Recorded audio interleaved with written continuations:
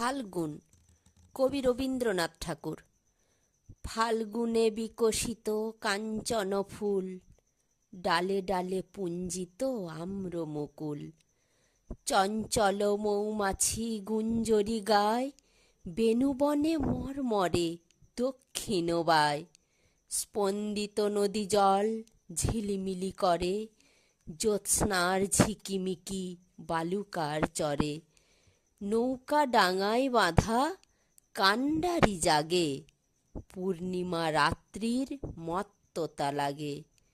খেয়া ঘাটে ওঠে গান অসত্য তলে, পান্থ বাজায়ে বাঁশি আন মনে চলে।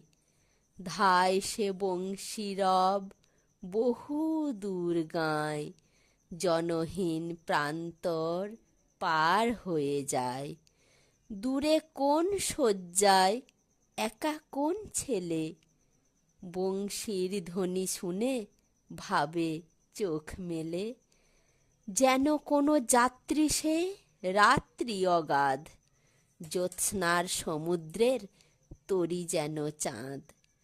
চলে যায় চাঁদে চড়ে সারা রাত ধরি, মেঘেদের ঘাটে ঘাটে ছুঁয়ে যায় তরি। রাত কাটে ভোর হয়, পাখি জাগে বনে, চাঁদের তরণী ঠেকে ধরণীর কোণে। চাঁদের তরণী ঠেকে ধরণীর কোণে।